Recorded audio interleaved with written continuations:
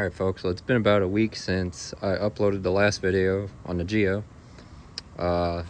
Just today I went to another shop in town. I actually know the shop owner personally, and I showed it to him and he said, well, let's see. And we went out into the shop and we put this in a vise, and he stuck a pipe in the end of there. It bent back pretty easily, and then we beat on it with a little bit with a hammer. I think this might actually work. So it's obviously not perfect. It's probably never going to be perfect, but I think it'll do its job of holding a radiator, and maybe that bolt will line up with the deal there. So all I got to do now is I got to weld this back on there and there. I'm going to change my clothes first because I don't want to be welding in, pajamas. Then I'm gonna grab a wire wheel. I'm gonna clean all that up on both sides. I'm gonna clean that up a little bit, and then I'm gonna see if it'll fit, and we'll go ahead and weld it on, and then we can go ahead and put the bumper and all that back on, make this thing not look like it's a project. All right, so with a little bit of beating some mangled spots with a hammer, I was actually able to get it to fit, and that hole is actually gonna line up with that one, so that's a big surprise. I think this is actually gonna work. Got my boots and my jeans and my sleeves. In case you're wondering what kind of a camera setup I'm using, kind of just like Whistling Diesel when he first started out. I've got the iPhone 13 Pro on the scissor jack. I use this iPhone X and this Scissor jack. Anyway, let's see how this looks.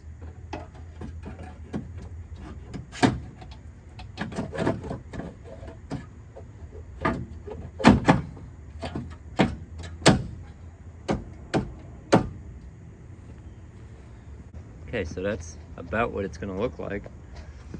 I'm probably gonna have to weld this part first, and then maybe take a hammer and a screwdriver and get that a little bit better. That's gonna line up. This has some give to it, so if I need it to move around, it will. And then over here is just about perfect. So I just need to clean this up a little bit with a wire brush. I might have a wire wheel, but I'm not sure. Oh yeah, I guess I can also hit this in towards here so that can meet up right there, just for a little extra strength.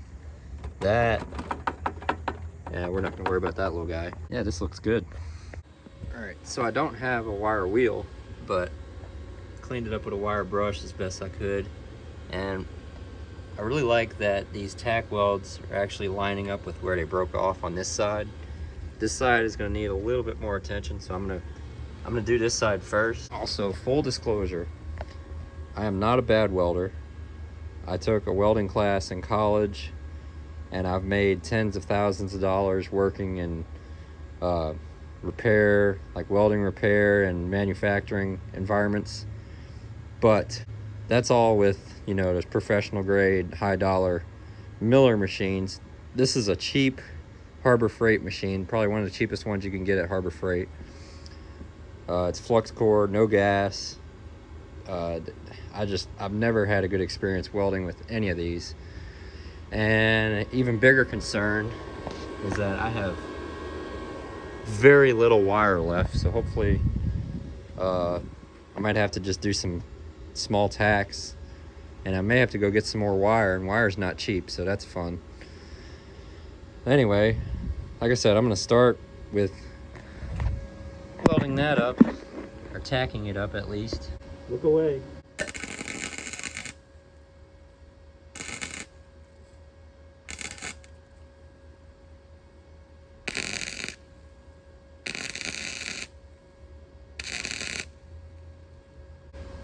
Which wire do we have after that?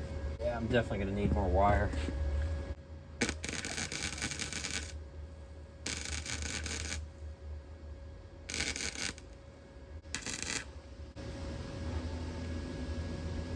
And we're out of wire. That's great. Damn.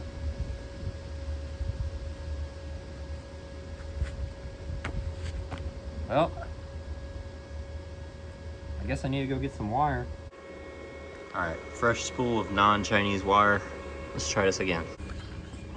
Also, this probably goes without saying, but I am not trying to make this look pretty. I just need it to hold.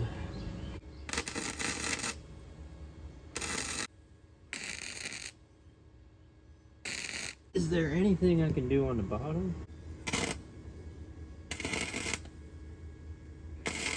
Sorry about that. I got y'all mounted up on a brick now. I had to steal Scissor jack. so I can kind of push this up.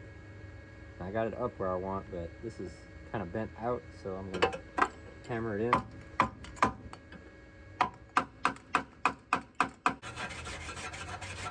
My OCD really wants this gap to meet up where with its home,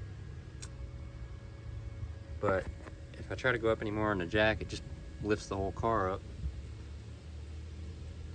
Like there's a good bit of force on that jack right now. Maybe I just need to weld this back corner, and then I need to stick something in here and push this up, because that is kind of twisted down from when I yanked it off.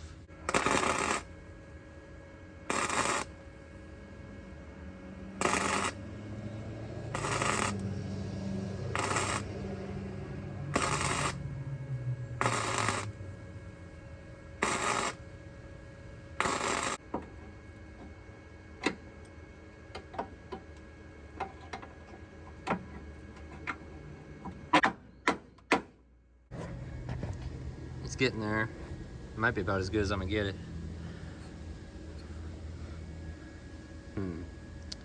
Maybe I'll try to fix this first before I weld that, just to make sure this isn't gonna interfere. Like a glove.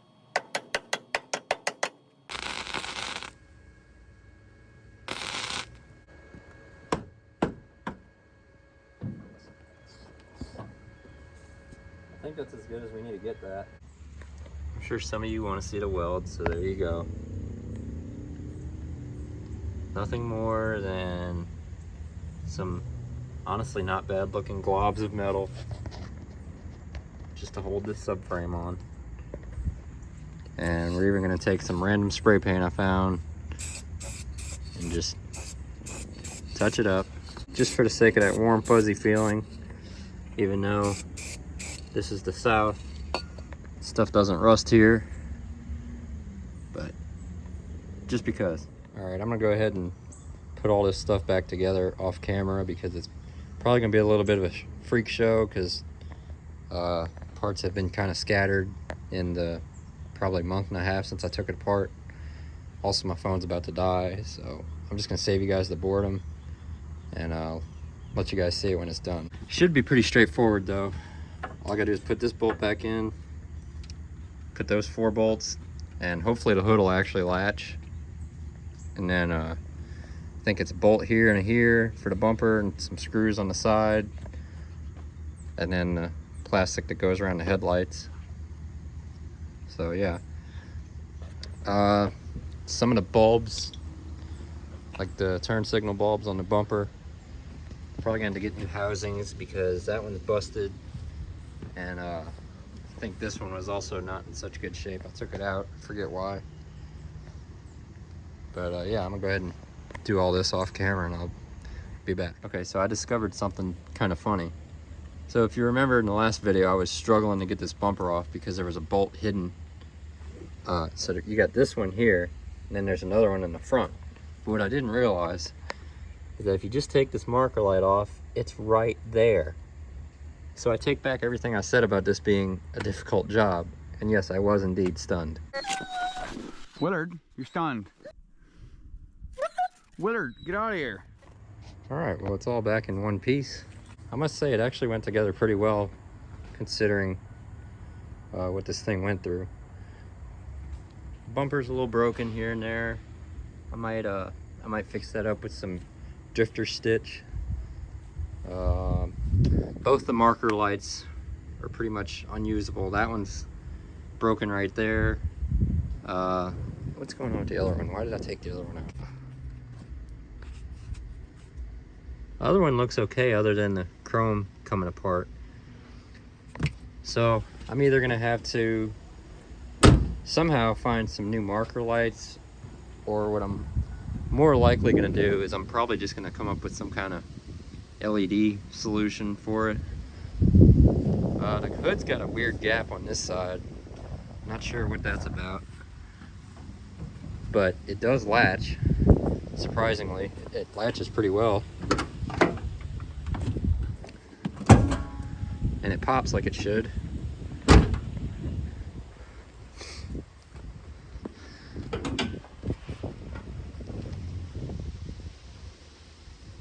Almost can't tell anything happened to that subframe. All the bolts lined up. These little headlight plastics went on pretty well. This one, it's broken right there, so that screw is doing nothing. So it's just got that one screw and the two snaps holding it on. Hello? So, I think I'm gonna try to figure out why, once this train leaves. Okay, train is gone. So while I was waiting for the train to pass, I opened it and I grabbed it and I kind of twisted it this way. And it helped with the wide gap on this side. But over here, it's still about the same. So I think for some reason, well, for obvious reasons, I think the latch is actually pushed up a little bit. Probably from the wreck. But it's pretty even on both sides. It's just sitting a little bit high. I also took a hammer to the pin and hit it this way a little bit, and that seemed to make it latch a little bit smoother. But yeah, there's a little bit of gappage there. I might fix it, I might not. But at least the latch works pretty good, actually. Cool. So we fixed the biggest problem that this car had. Obviously, the body damage. Well, mostly. So now we just need a battery, a radiator, and a coolant temperature sensor. Those are the three major things we need at this point. I would like to run it and maybe flush out those hoses and flush out the block with the water hose before we put a radiator on it. So that may come in the near future. I need to find some, I need to find a screw for this airbox.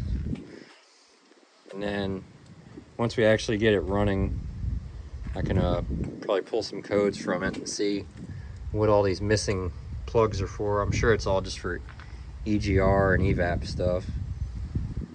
Clearly it's nothing serious because it runs just fine with all that unplugged, whatever it is. So I'll check back whenever we find something else to do.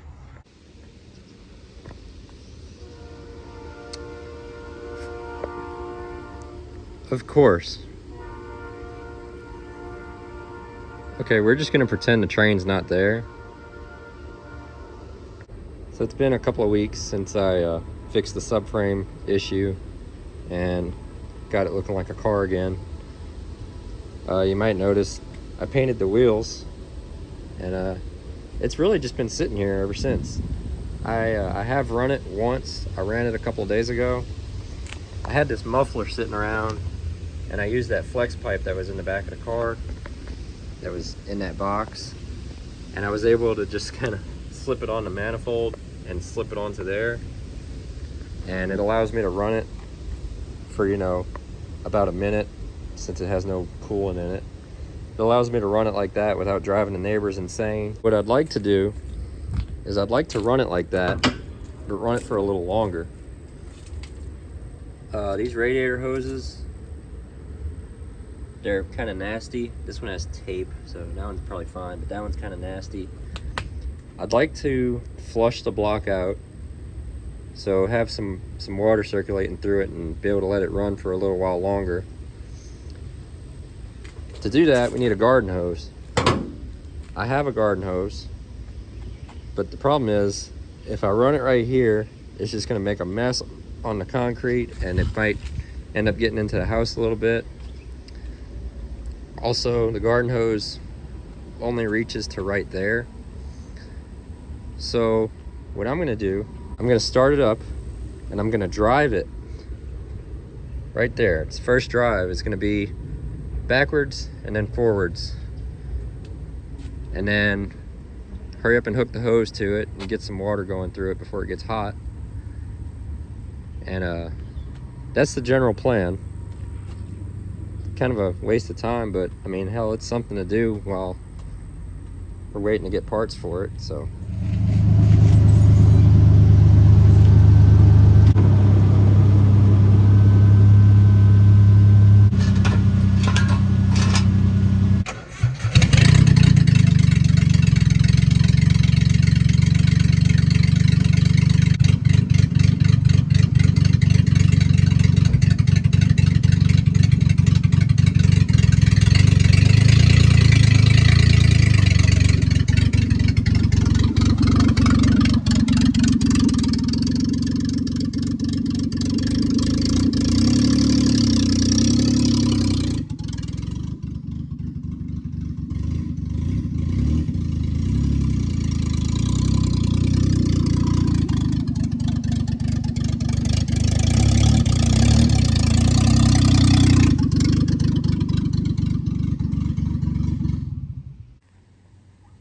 Well, it moved. Disturbed its first ant mound. Clutch feels pretty shaky, but it might just be probably rusty from sitting. I don't know, we'll just have to see.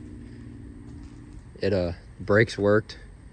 And that one's still probably seizing up, so we're still gonna have to look at that.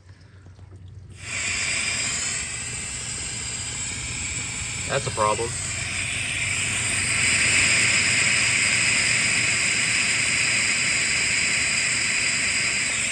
It looked way worse than that when I first did it. Let's see, what's that?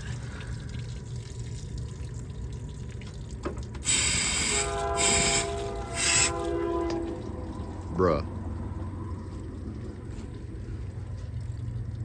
I don't think that's the heater hoses. There's one here, there's one up here, so those are the heater hoses. Anyway.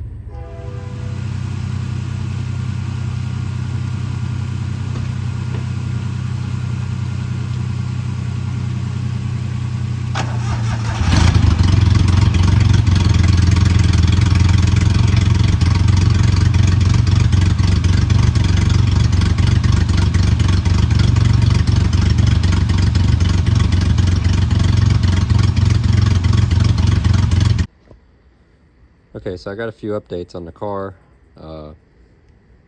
Figured I'd bring you guys along for what I'm doing right now. First of all, we have a battery now. I looked into getting a temperature sensor, and I got one, and it didn't fit in the thread, and it was too small for the threads. So I went back, and all the other ones at O'Reilly or Princess Auto for you Canadians, they were all the same thing. So I'm not really sure what deal is there. I guess I'm gonna have to get some kind of a adapter or something and get that to work. But Corey had some of these fancy LED headlights from another vehicle of his left over, so I'm currently putting those in now. And the plug on the back is a little different from the factory plug.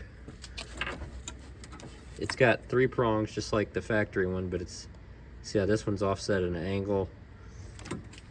And I tried to get it to work like that by just bending this one over, but it didn't work because the high beams were on constantly. If you flip the high beams on, then all of it just goes off. So what I'm doing is I'm trying to get these individual wires out of the plug for the headlight, and I'm kind of butchering it. I tried sticking a safety pin in there to just unlatch it, but that's not really working, so I'm just having to go through with some wire cutters and just kind of butcher the plug up. And I figure there's really no loss in doing that, because if I ever decide to go back to the factory headlights, I could just plug it in. But anyway, I mounted this one up, and it'll look something like that when it's done. And I also got, oh, so another thing that's nice about these is that this white part here can act as a daytime running light and a blinker. So that saves me from having to get new blinkers here. So I can just wire this into that, and I can have a blinker right there. and it's LED, so of course I'm gonna need a load resistor. So yeah, that's what I'm doing right now. I'll finish that up and I'll show you how that went. All right, we're back once again, and I've been filming this video over the period of about probably 2 months now, maybe a month and a half, I don't know, too long. But weather's changed. It's now fall. You see the trees are starting to thin out. It's like 7:30 in the morning right now, and it's actually like 39 degrees. I like the cold weather, so it's quite nice. Let's just rewind. All I really need now is a temperature sensor and a radiator, which more on that in a minute. But I went to O'Reilly's and I got a temperature sensor, and I immediately realized it was way too small of a thread for this.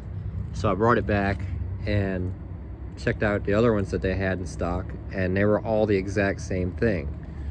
Another thing that was weird about them is that they had a plug, a 2-pin plug that looks similar to these, which these actually turns out these are for some evap canister thing that I actually have in that box over there. I thought one of them was for the temp sensor, but the actual temp sensor is this plug here, and it's a 3-pin. And O'Reilly's, for some reason, when you look in their system for a temp sensor for a Geo, it pulls up that one that I ended up with. So then the guy at O'Reilly's was like, hey, is that the original engine to the car? And I was like, at first I was like, of course it is, look at it, that's literally a 1-liter Geo engine. But then I got to thinking, maybe it isn't. Maybe it's like out of a Suzuki Swift or something, which I also found out the Suzuki Swift did not have the 1-liter. It only had the 1.3 4-cylinder, so that wasn't an option. The Chevrolet Metro, which is identical to this, just has Chevy badges on it, had the 1-liter it had the Chevy Metro also had this engine, and the heads are the same and everything. Like, the temperature sensor shouldn't be different. So then I looked at the VIN on the car and what I thought was the VIN on the engine, but I forget this is not a Toyota. These American cars aren't really good about having VIN numbers on the engine or transmission, like your foreign cars, which is a good way to tell whether or not an engine or a transmission is original to the vehicle. So then I went to my local Chevrolet dealership here in town, and I had him look it up, and he told me that it's a 3-pin sensor. It's discontinued from Chevy, but he said he was able to get me a part number to bring to O'Reilly's, and O'Reilly's was able to give me the right one. So for some reason O'Reilly's just has the complete wrong temp sender in their system for these cars. But anyway, so now we have this, which brings me to the point of the radiator. So my goal for this morning is, this is crazy, but my goal for the morning is to be able to drive this car around the block. Now, only around the block, because I don't have an exhaust other than that, and I don't have it registered. I don't have a tag on it or anything like that yet. Still need to get a mirror for this side. But my plan is to install that temp sender and then just use this radiator and just not fill it all the way up, because I'm only going to drive it around the block. It's not going to get hot enough to do anything crazy like that. And if this radiator doesn't leak, I might actually try to repair it, but I'll probably more likely just end up buying one. So that's my goal for today, is to get this car so that I can drive it around the block and maybe be able to move it around a little more, so I don't have to always have it parked here. Because I mean, it runs perfect. I'm sure it'll run better with that temp sender in there. I almost forgot to mention, these lights are not going to work because they you switch between the high beams and the low beams on these by switching the hot, which is honestly you know, makes a lot of sense. That's what you would think. But the way the Geo works to switch from high to low beams is it switches the ground. So it changes which side the ground is on. And for me to get these to work the way I want them to, I would have to build a harness with some relays on it, and it would make the high and the low beams work, but the running lights and the blinkers would not work, which is the only reason I wanted these. Well, I mean, like, that was not the only reason I wanted them. Obviously, they look sick, but that was a big bonus to me. So for me to be able to do anything with them at all, I would have to do some crazy wiring, and I'm not sure I feel like doing all that. I may do it in the future, but right now, these are just gonna go back on the shelf. Got the new temperature sensor on there. Nothing to it, just screw it on and plug it in. Hook the battery up real quick. Give it a whirl over, see if it starts. It's a lot colder than it was last time I ran it. Last time I ran it was maybe a week and a half ago, and it was still warm outside. So we'll see if it runs any different now that it knows what temperature.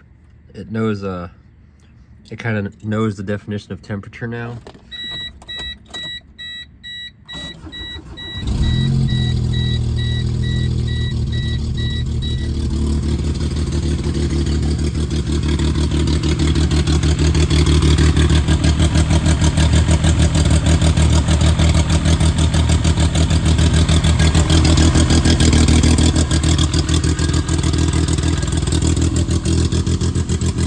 Still running really funky,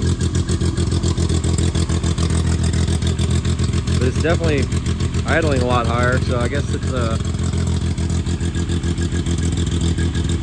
don't know if it's fixed, but it's different.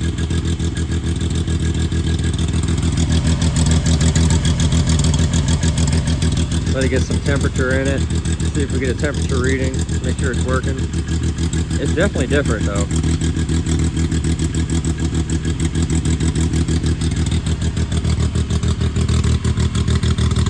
Sounds like a Cummins. Looks like it's running real rich. That's black smoke.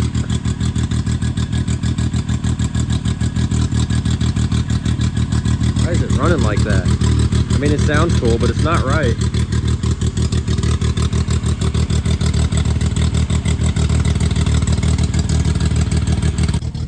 No temperature reading yet.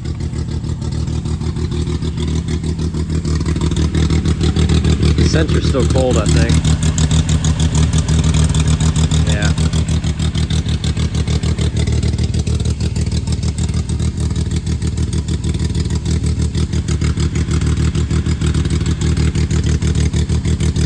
Damn, there's a lot of smoke. I bet you those plugs are in really good shape. And I'm sure it doesn't have anything to do with the fact that I have zip ties holding the distributor cap on. Not at all. I'm sure all that's completely fine. I'm being completely sarcastic. I'm gonna go ahead and shut it off.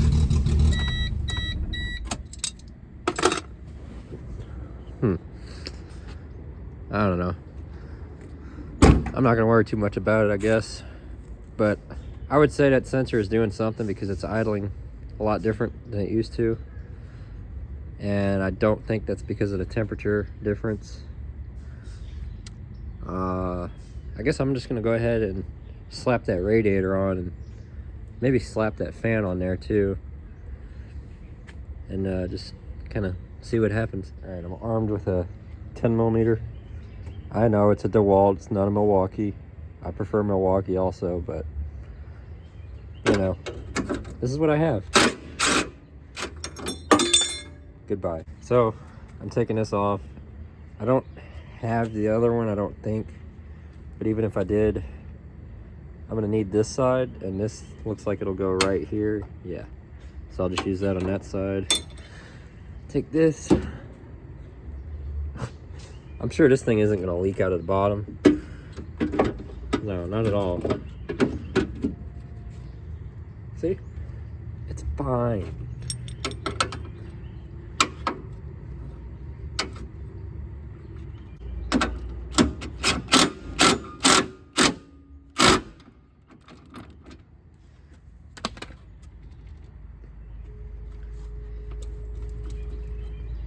Yeah, that'll work.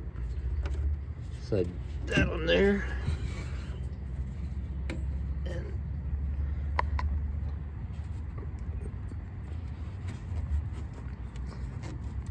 that on there. Cool. I need a grabby thing. Grabby thing. That's adjusted wrong for what I'm trying to do. Probably don't even need this right now, honestly. Don't even need to clamp it, but doing it anyway. It's there. I'm just gonna snap my fingers and do that one from the bottom. Here we go. Done.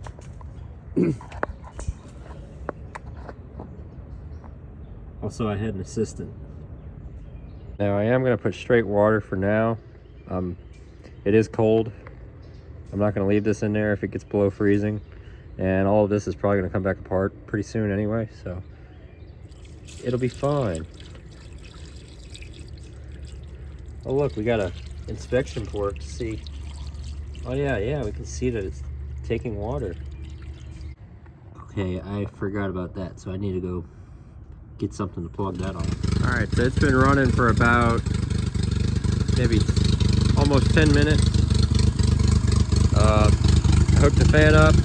I plugged that right there, and there's another one right there. I didn't even realize that's actually for the heater hose, so I need to get a hose for that. Had to plug another little tiny one on the back. Smoke pouring out of it everywhere, but it's flowing. And we do have a temperature gauge. It's actually almost up to full temp now. I know the fan works because if you unplug the sensor while it's running, I'm not going to do it again, but you unplug the sensor while it's running, it immediately starts running like garbage and the fan kicks on. So temperature sensor is 100% doing its job.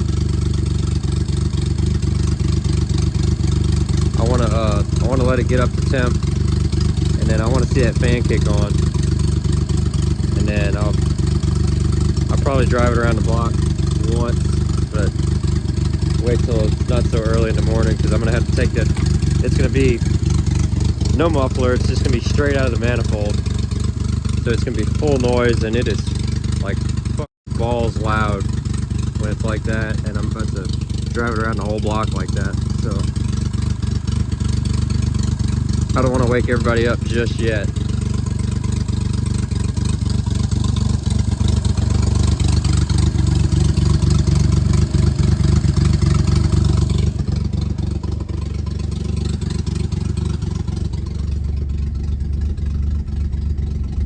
Now we know our temperature gauge works at least.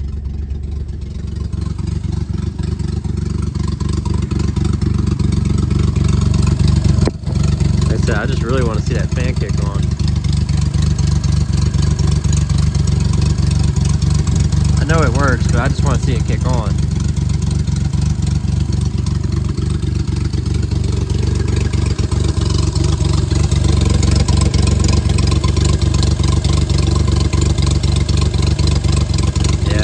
Probably a good thing we're running water through it, because it's still got a bunch of trash in that radiator, probably in the block still.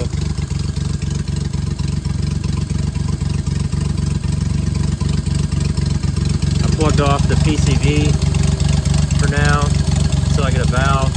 I can get a valve, but I have to special order it at O'Reilly's, and I don't really care enough to get that to work properly at the moment. Really, there's a lot of vacuum stuff that's disconnected, and a lot of electrical, like evap stuff that's disconnected, but I don't think I'm gonna mess with any of that unless I absolutely have to. Definitely idling down as it warms up.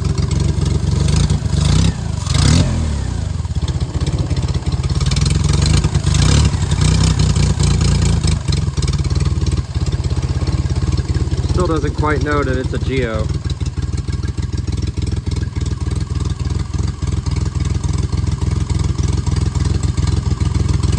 It's gonna be an interesting test drive. Okay, well this is interesting. I was sitting here looking at it, and it's got a nice puddle of oil under it now.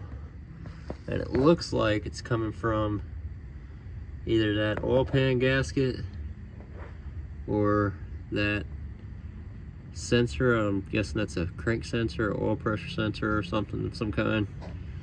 Or it might be the front main, but it looks to me like it's the pan. So it might need to be tightened, or it might need a new pan gasket, but either way, that's not a big deal. Probably end up fixing that before I change the oil, actually. But just something interesting worth noting. It's actually a substantial amount of oil. Well, it just looks like that because there's a puddle of water there. It's real nice for my concrete. All right, I pushed it off the concrete. That way when I start it, obviously no exhaust. Hopefully the grass will make it not so loud and obnoxious. And whether I like it or not, I'm about to drive this thing around the block. Hopefully it doesn't overheat or anything, but more importantly, hopefully I don't end up losing my license. Man, I'm so nervous because this thing is so loud, and I actually like my neighbors. But here, let's see if I can figure out a way to set up the camera here. That should work.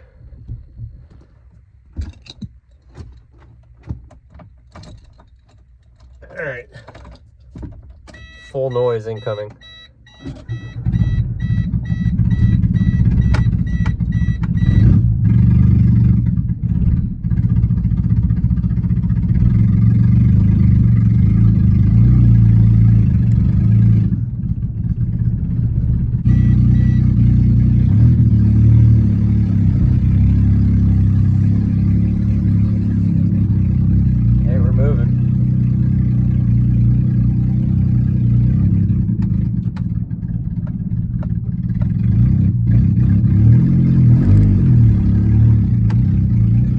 Street.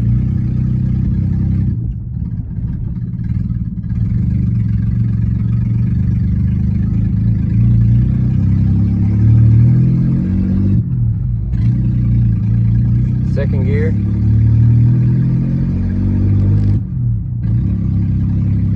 Third gear. It doesn't want to run. Brakes are scraping real bad.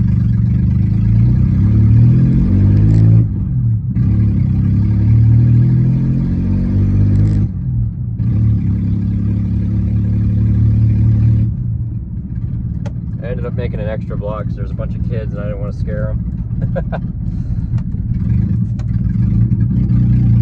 Seems like it shifts really well.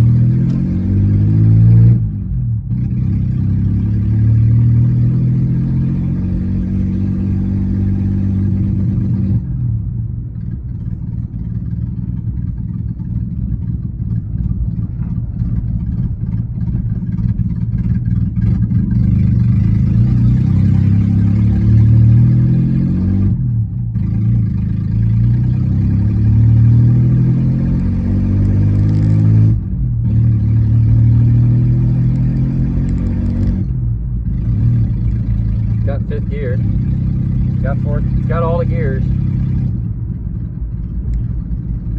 not overheating.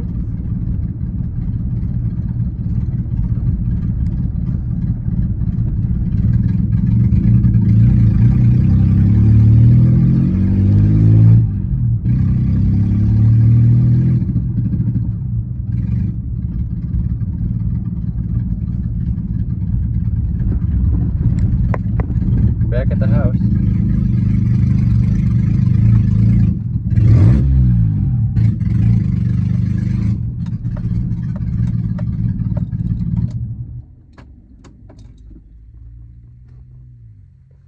Well, we made it.